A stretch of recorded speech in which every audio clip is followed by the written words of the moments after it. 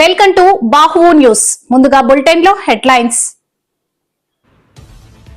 సమాజంలో అశాంతి సృష్టించడానికి రాజకీయ ముసుగులో కొత్త నేరాలు చేస్తున్నారు. ముఖ్యమంత్రి చంద్రబాబు వ్యాఖ్యలు. పోలీసు శాఖను బలోపేతం చేసే దిశగా రాష్ట్ర ప్రభుత్వం కీలక నిర్ణయాలు తీసుకుంటోంది. హోంశాఖ మంత్రి వంగలపూడి అనిత వెల్లడి. పోలీస్ అమరవీరుల త్యాగాలు చిరస్మరణీయం. కలెక్టర్ విజయ్ కృష్ణన్. పోలీస్ అమరవీరుల త్యాగాలు వెలకట్టలేనివి. పోలీస్ అమరవీరులకు ఘన నివాళులు అర్పించిన మంత్రి అచ్చెన్నాయుడు. రాష్ట్రాన్ని 5 ఏళ్లు పట్టి పీడించిన భూతం లేనందుకు నిన్న రాష్ట్ర ప్రజలు రెట్టింపు ఉత్సాహంతో దీపావళి. టీడీపీ గురజాల ఎమ్మెల్యే సంచలన వ్యాఖ్యలు. జెడ్ కేటగిరీలో రాష్ట్రంలో అభివృద్ధి చెందుతోంది. సీఎం, డిప్యూటీ సీఎం, మంత్రి నారా లోకేష్ కృషి.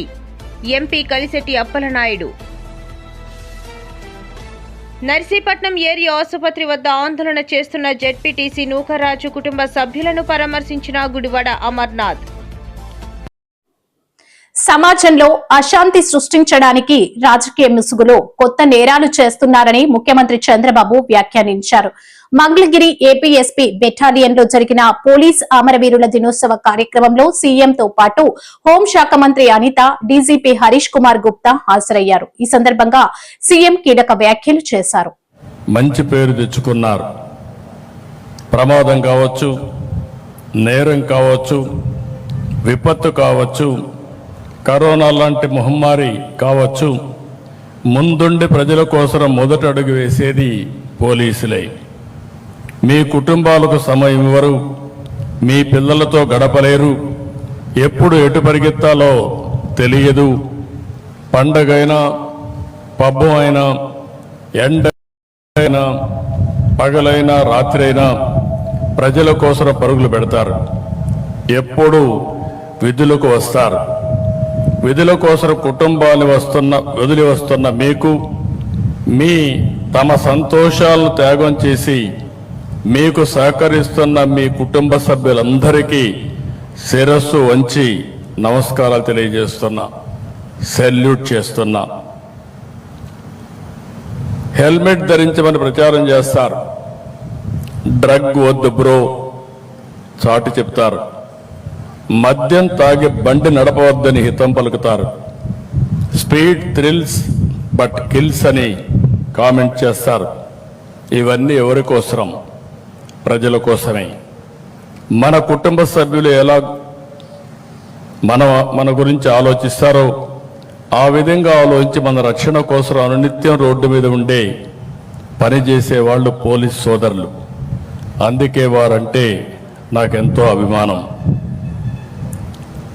పోలీసులంటే కఠినత్వంతో ఉంటారని అనుకుంటారు, కానీ మానవత్వంతో వ్యవహరించేది వాళ్లే. ఏలూరులో జరిగిన సంఘటనగా నాకు గుర్తుంది. ఒక మధ్యతరగతి మహిళ దివ్యాంగురైన తన కూతుర్ని రోజు స్కూల్లో డ్రాప్ చేసి రావడం కోసం కష్టపడి ఒక బైక్ కొనుక్కుంది.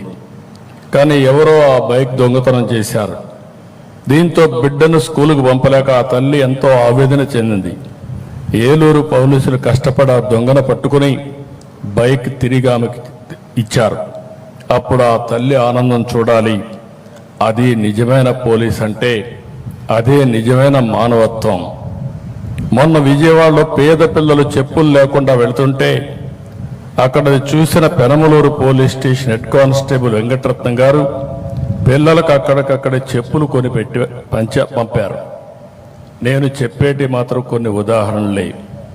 ఇలా ప్రతి జిల్లాలో, ప్రతి స్టేషన్లో ప్రజల ఆస్తులు కాపాడాలనే తపన పడే సిబ్బంది ఉన్నారు.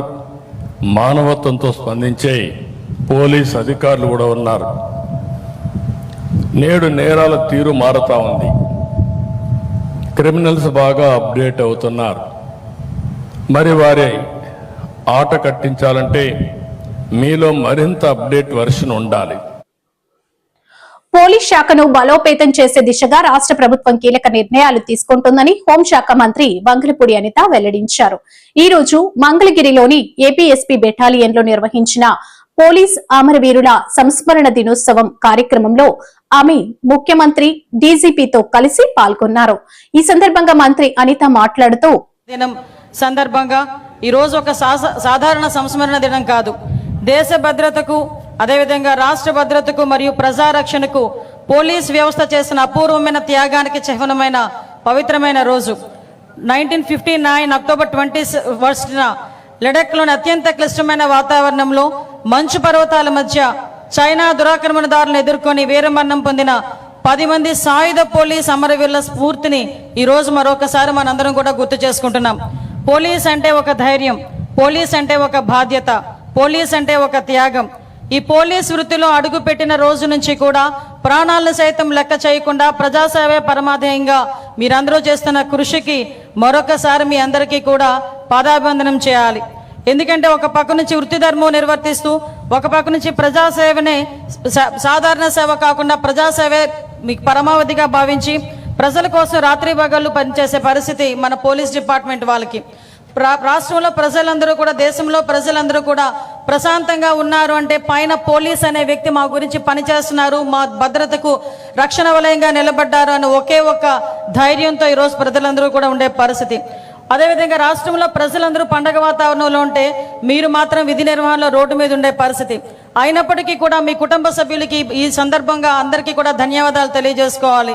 మిమ్మల్ని వెన్నంటి ప్రోత్సహిస్తూ ప్రజారక్షణలోని దేశ రక్షణలోని ప్రజారక్షణలోని కూడా ముందుండి నడిపించినందుకు మీ కుటుంబ సభ్యులకు కూడా మరొకసారి ధన్యవాదాలు తెలియజేసుకుంటున్నాం.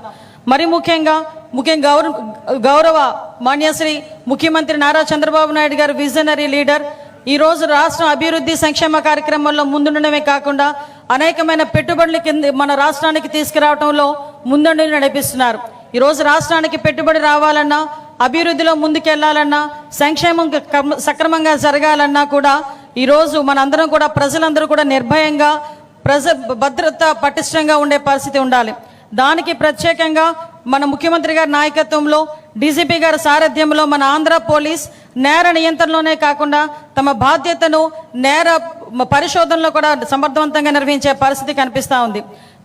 దేశంలోనే ఆధునికతను సాంకేతిక విధానాలను అవలంబు చేసుకొని నేర నియంత్రణ నేర పరిశోధనలో ముందుండు వేయటం అనేది నిజంగా ఒక మంచి పరిణామం కింద భావించాలి.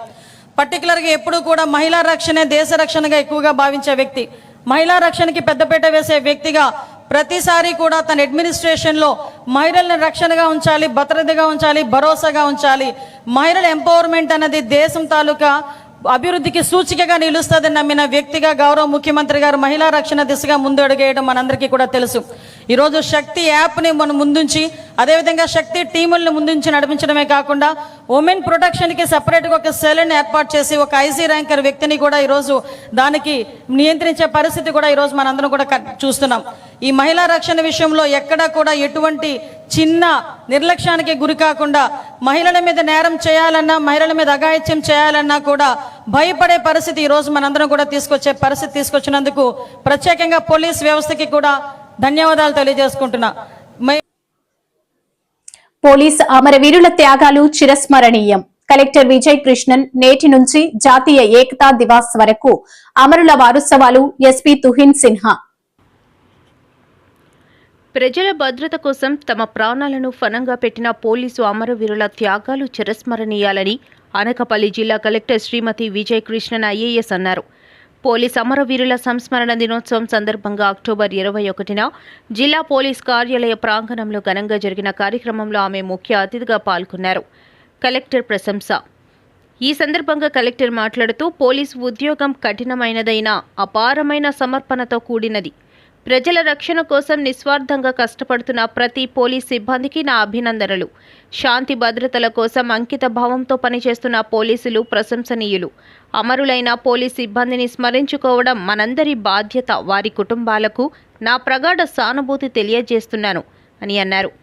జిల్లా ఎస్పీ శ్రీ తుహిన్ సిన్హా మాట్లాడుతూ అక్టోబర్ 21, 1959న చైనా సరిహద్దు వద్ద దేశ భద్రతకై ప్రాణత్యాగం చేసిన 10 మంది సిఆర్పిఎఫ్ జవాన్ల స్ఫూర్తితో ఈ దినాన్ని జరుపుకుంటున్నట్లు తెలిపారు. ఈ ఏడాది దేశవ్యాప్తంగా విధి నిర్వహణలో 191 మంది పోలీస్ సిబ్బంది వీరమరణం పొందారని, అందులో 5 ఆంధ్రప్రదేశ్ రాష్ట్రానికి చెందిన వారని వెల్లడించారు. పోలీస్ సేవ అనేది సవాళ్లతో కూడినది. చట్ట పరిరక్షణతో పాటు ప్రజల సేవ, దేశ సేవ మన ధ్యేయం కావాలి. రిమెంబరెన్స్ కోసం ఇది ప్రతి సంవత్సరం మనం 21st అక్టోబర్న ఇది పరేడ్ పెడుతున్నాము. వాళ్ళకి రెస్పెక్ట్ ఇవ్వడానికి ఇది one of the means. On this day I salute all the police martyrs who have laid down their lives on the line of duty. ఇది 21st అక్టోబర్ కి సిగ్నిఫికెన్స్ ఏమంటే మీ అందరికీ తెలుసు, కానీ కొంతమంది బయట నుంచి వచ్చారు వాళ్ళకు చెప్పడానికి. 1959లోనే 10 మంది police personnel laid down their lives in protecting hot springs area in Ladakh. ఈ ఇండో చైనా వార్ టైంలోనే ఇది 1959 ఇది ఇన్సిడెంట్ జరిగింది. దాని తర్వాత నుంచి ప్రతి సంవత్సరం మన 21st October police commemoration day ఇలాగే రిమెంబరెన్స్ కోసం పెడుతున్నాము. 2024-25 సంవత్సరంలో లాస్ట్ ఇయర్ ఇన్ టోటల్ ఇండియాలో 216 పోలీస్ పర్సనల్ లైన్ ఆఫ్ డ్యూటీలోనే చనిపోయారు, మార్టియర్ అయ్యారు. It is a reminder for all of us. మనం పోలీస్ యూనిఫామ్ వేసుకున్నప్పుడు ఇది అన్ని సాక్రిఫైసెస్ గురించి గుర్తించాలి. మనం ఈ సర్వీస్లోనే ఎందుకు వచ్చాము? Service of the nation and service of the people. ఆ పని మనం డిసిప్లిన్ గానే, ప్రొఫెషనల్ గానే, ఇంటెగ్రిటీతో పాటు ద నేషన్ మనం ముందు పెట్టేసి 24/7 అవైలబుల్ గానే ఉండాలి. సో అది నేను మన పోలీస్ మిత్రులు అందరికీ అది ఇన్స్ట్రక్షన్స్, అది అడ్వైస్ ఇస్తున్నాను. మన కెరియర్లో ఈ పోలీస్ యూనిఫామ్ మీద గౌరవించాలి, ఒక ప్రౌడ్ ఫీలింగ్ కంటిన్యూస్గానే ఉండాలి. So that we can remember the sacrifice. Police అమరవీరుల త్యాగాలు వెలకట్టలేనివి. వారి కుటుంబాలకు ప్రభుత్వం అండగా ఉంటుంది. పోలీస్ అమరవీరులకు ఘన నివాళి అర్పించిన మంత్రి అచ్చెన్నాయుడు. గత వైసీపీ ప్రభుత్వ కాలంలో గంజాయి, మాదక ద్రవ్యాల రవాణా విచ్చలవిడిగా జరిగింది. ప్రజల రక్షణ కోసం ప్రాణాలను సైతం ఫనంగా పెడుతున్నారని తెలిపిన మంత్రి అచ్చెన్న, ఒక జిల్లా అయినా, ఒక గ్రామం అయినా అభివృద్ధి చెందాలన్నా, ఆనందంగా ఉండాలన్నా తప్పనిసరిగా శాంతి భద్రతలు ఉండవలసినటువంటి అవసరం ఉంది. శాంతి భద్రతలు ఉండాలంటే పోలీసులు సమర్థవంతంగా పనిచేసినప్పుడే శాంతి భద్రతలు ఉంటాయి. తద్వారా సమాజానికి మేలు జరుగుతుంది. ఒకసారి మనందరం ఆలోచన చేయాలి. గతానికి ఇప్పటికి చాలా మార్పులు వచ్చాయి. ఒకప్పుడు కష్టపడి పనిచేసేవాళ్ళు, నిరంతరం ఫీల్డ్లో ఉండేవాళ్ళు. ఈరోజు మనకు అదృష్టం ఏమిటంటే మన చేతిలో టెక్నాలజీ వచ్చింది. కాబట్టి పూర్వంలాగా కష్టపడకండే టెక్నాలజీని ఉపయోగించుకొని మనం పని చేయవలసినటువంటి అవసరం ఉంది. దానికి రాష్ట్ర ప్రభుత్వం అతి ముఖ్యమైనటువంటి కార్యక్రమంగా తీసుకొని ముందుకెళ్తున్న విషయం మనందరం కూడా గుర్తుపెట్టుకోవాలి. ఈరోజు డ్రోన్స్ వచ్చాయి. డ్రోన్స్ వల్ల ఎంత ఉపయోగం ఉందంటే, ఎక్కడికైనా సరే మనం డ్రోన్ పంపిస్తే అక్కడ ఏ విషయాలు జరుగుతున్నాయి, శాంతి భద్రతలకి రేపు భవిష్యత్తులో ఎటువంటి విఘాతం కలుగుతుందో తెలుసుకునే పరిస్థితి కూడా ఉంది అని చెప్పి మనందరం గుర్తుపెట్టుకోవాలి. దీంతో పాటుగా అతి ప్రధానమైనటువంటి అంశం, దీని మీద రాష్ట్ర ముఖ్యమంత్రి గారు చాలా ఇంట్రెస్ట్ గా తీసుకుంటున్నారు. ఈ రాష్ట్రం మొత్తం మీద సీసీ కెమెరాలు ఏర్పాటు చేయాలి. సీసీ కెమెరాలు ఏర్పాటు చేస్తే ఏ నేరస్తుడైనా, ఎవరైనా తప్పు చేస్తే తప్పించుకునే పరిస్థితి ఎప్పుడూ ఉండదని చెప్పి మనందరం కూడా ఈ రాష్ట్రంలో జరిగినటువంటి కొన్ని సంఘటనలు మనం చూసాం. మనం అధికారంలోకి వచ్చిన తర్వాత మీ అందరికీ ఒక విషయాన్ని గుర్తు చేస్తున్నాను. ఒక పాస్టరు హైదరాబాద్ నుంచి బై రోడ్డు వస్తున్నప్పుడు యాక్సిడెంట్లో చనిపోయారు. యాక్సిడెంట్లో చనిపోతే దానికి వివిధ రాజకీయ పార్టీలు కానీ వివిధ సంఘాలు కానీ రాష్ట్ర ప్రభుత్వం మీద నెపం పెట్టి రాంగ్ ఆర్డర్ క్రియేట్ చేసి ఈరోజు కులాల మధ్యన మతాల మధ్యన చిచ్చు పెట్టాలని చాలా ప్రయత్నం చేశారు. అటువంటి ప్రయత్నాన్ని రాష్ట్ర పోలీస్ యంత్రాంగం సీసీ కెమెరాల్ని మొత్తం ఉపయోగించేటువంటి డేటాను తీసుకుంటే స్పష్టంగా అది రోడ్ యాక్సిడెంట్ లో చనిపోయారని తెలిసింది. రాష్ట్రాన్ని 5 ఏళ్లు పట్టి పీడించిన భూతం లేనందుకు నిన్న రాష్ట్ర ప్రజలు రెట్టింపు ఉత్సాహంతో దీపావళి జరుపుకున్నారని గురజాల ఎమ్మెల్యే ఎరపతినేని శ్రీనివాసరావు అన్నారు. మంగళవారం మీడియాతో మాట్లాడుతూ వైసీపీ ఎన్ని కుట్రలు చేసినా ఆంధ్రప్రదేశ్ అభివృద్ధి ఇక ఆగదనే నమ్మకం నిన్న ప్రజల్లో కనిపించిందని అన్నారు. వల్ల పోయేది కాదు. దీనికి ప్రపంచంలో మందు ఇంతవరకు ఏ సైంటిస్టు ఏ శాస్త్రజ్ఞుడు కూడా కనుక్కోలేదన్నది అక్షర సత్యం. సో దీన్ని ఎప్పటికప్పుడు ఎన్నికలు వచ్చినప్పుడు ఆంధ్రప్రదేశ్ ప్రజానీకమే డాక్టర్లుగా, సైంటిస్టులుగా, శాస్త్రవేత్తలుగా, పరిశోధన చేసే అనుభవజ్ఞులుగా వాళ్ళే మారి ఈ వైసీపీ పెనుబోతాన్ని ఆంధ్రప్రదేశ్లో అధికారంలోకి రాకుండా చూడాల్సిన బాధ్యత ఆంధ్రప్రదేశ్ ప్రజానీకం మీద, ఆంధ్రప్రదేశ్ ఓటర్ల మీద ఉందన్నది అక్షర సత్యం, నగ్న సత్యం. సో దానికే నిన్న ఎందుకు ఇంత పెద్ద ఎత్తున జరుపుకున్నారు ఆంధ్రప్రదేశ్లో అనే దానికి ఒక విజనరీ లీడర్, 45 సంవత్సరాల సుదీర్ఘ రాజకీయ అనుభవం కలిగిన ఒక మేధావి హైదరాబాద్ని ఈరోజు ఐటీ హబ్గా మార్చగలిగిన ప్రపంచం మొత్తం కూడా ఈరోజు అభినందించే మన రాష్ట్ర ముఖ్యమంత్రి వర్యులు చంద్రబాబు నాయుడు గారు మరలా ఆంధ్రప్రదేశ్ని కూడా ఇంకొక హైదరాబాద్ కన్నా ఇంకా మంచి స్థాయిలో ఉంచాలని చెప్పి 2024లో ఎన్డీఏ ప్రభుత్వం అధికారంలోకి వచ్చిన తర్వాత అనేక పరిశ్రమలు, అనేక ఐటీ కంపెనీలు గౌరవ నారా లోకేష్ గారు విద్యాశాఖ మంత్రులు మరియు ఐటీ మినిస్టర్ గారు వీళ్ళ ఆధ్వర్యంలో ఇండిపెండెన్స్ వచ్చిన తర్వాత భారతదేశంలో ఏ రాష్ట్రం సాధించలేని ఒక భారీ ఇన్వెస్ట్మెంట్ అనొచ్చు దాన్ని, లేకపోతే లక్షల మందికి, కోట్లాది మందికి ఉపయోగపడే ఓ ప్రాజెక్ట్ అనొచ్చు, ఎంతోమంది భవిష్యత్తుని, లక్షల మంది ఎంప్లాయీస్ని, లక్షల మంది విద్యార్థుల్ని నిర్దేశించే ప్రాజెక్ట్ అనొచ్చు. గూగుల్ డేటా సెంటర్ 1,40,000 కోట్లు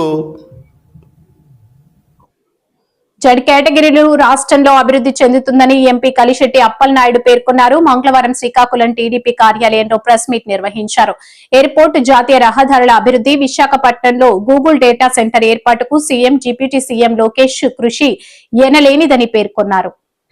పరిశ్రమలో అభివృద్ధి కానీ, ఉపాధి అవకాశాలు కానీ, ఉద్యోగ అవకాశాలు కానీ రాబోతున్నాయి. ఇది మంచి పరిణామం. ఈరోజు ఉత్తరాంధ్రకి గత 5 సంవత్సరాలు పాలన చేసిన వైకాపా ఉత్తరాంధ్రాన్ని కూడా మనల్ని విస్మరించి ఉత్తరాంధ్ర ప్రధానికాన్ని ఇబ్బంది కలిగించే విధంగా చేసిన చర్యలకి ప్రజలందరూ కూడా ఈరోజు ఎన్డీఏ కూటమికి మద్దతు ఇవ్వడం, దానికి అనుగుణంగా పనిచేయడం అని కూడా తెలిసింది. అలాగే ఈరోజు ఉత్తరాంధ్రలో ఈ అభివృద్ధి జరగకూడదనే ఆలోచనతో గూగుల్ హబ్ ఏదైతే ఉందో అది రాకుండా చేయడానికి జగన్మోహన్ రెడ్డి బెంగళూరు కేంద్రంగా, ఆయన ప్యాలెస్ బెంగళూరు, ఆయన కేంద్రంగా ఒక కుట్ర జరిగిందనేది మనకు స్పష్టం అవుతుంది. ఎందుకు చెప్తుంటే ఈ విషయం, కర్ణాటక మంత్రి కూడా, ఐటీ మంత్రి కూడా మాట్లాడుతున్నాడంటే సోషల్ మీడియాలో, వాళ్ళ మీడియాలో రావడం, వచ్చిన తర్వాత అక్కడ మాట్లాడడం కూడా నాకైతే వ్యక్తిగతంగా అనుమానం వేస్తుందంటే ఖచ్చితంగా ఇది అక్కడ ప్యాలెస్లోనే, బెంగళూరులో జగన్మోహన్ రెడ్డి ప్యాలెస్లోనే ఒక కుట్ర జరుగుతుంది.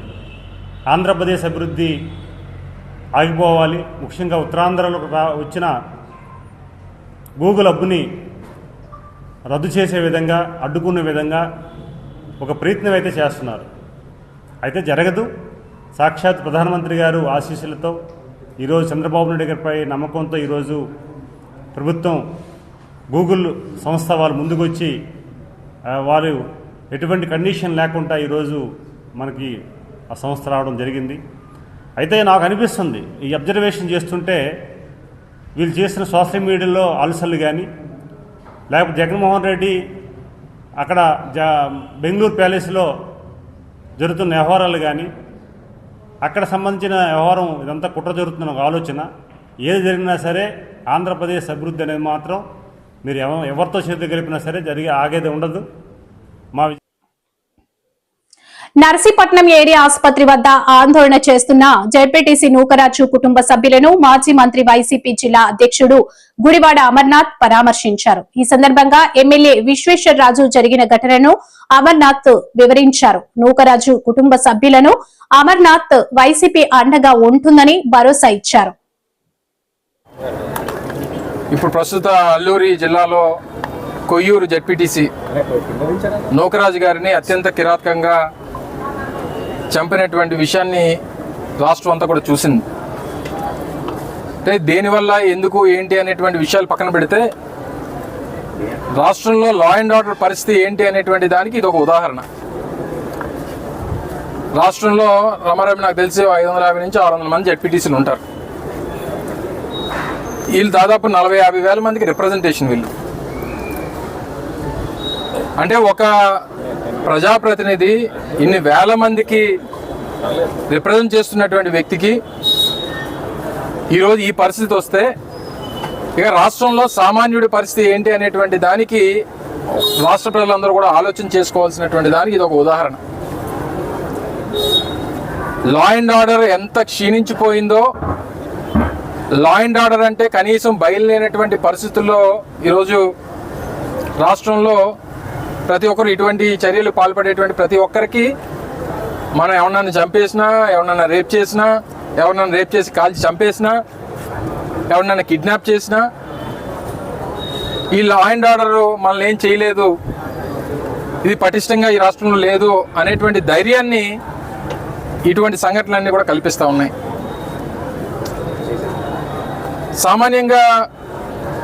సామాన్యులు గత 15 మాసాలుగా ఈ రాష్ట్రంలో కూటమి ప్రభుత్వం అధికారంలోకి వచ్చిన తర్వాత మన జిల్లాలోనే అనేక ఇన్సిడెంట్స్ చూసాం. 9వ తరగతి విద్యార్థిని రాంబెలి మండలంలో ఆ అమ్మాయిని అత్యంత కిరాతకంగా అత్యాచారం చేసినటువంటి పరిస్థితులు చూసాం. స్వయంగా ఈ శాఖకి ప్రాతినిధ్యం వహిస్తున్నటువంటి మంత్రి గారి ఇలాకాలో అనేక ఇన్సిడెంట్స్ చూసాం. ఉమ్మడి విశాఖపట్నం జిల్లాలో అనేక ఇన్సిడెంట్స్, రాష్ట్ర వ్యాప్తంగా నడి రోడ్డు మీద నరికి చంపినటువంటి ఇన్సిడెంట్స్, ఎన్ని మర్డర్లు అయ్యాయో, ఎన్ని అత్యాచారాలు అయ్యాయో, ఎన్ని కిడ్నాప్లు అయ్యాయో, ఎన్ని రకాలుగా లా అండ్ ఆర్డర్ని కనీసం పట్టించుకోలేనటువంటి పరిస్థితులు ఈ రాష్ట్రంలో ఉన్నాయనేటువంటిది గడిచినటువంటి సంవత్సరాల కాలంగా చూస్తూ ఉన్నాం. ఈరోజు ఆ కుటుంబ సభ్యులందరూ కూడా రోధిస్తూ ఉన్నారు. భార్య, పిల్లలు, మనవలు అందరూ కూడా. సీనియర్ నాయకుడు, రెండోసారి జెడ్పీటీసీ, మూడోసారి జెడ్పీటీసీ, గతంలో వైస్ చైర్మన్ గా చేసినటువంటి అనుభవం, సీనియర్ నాయకుడిగా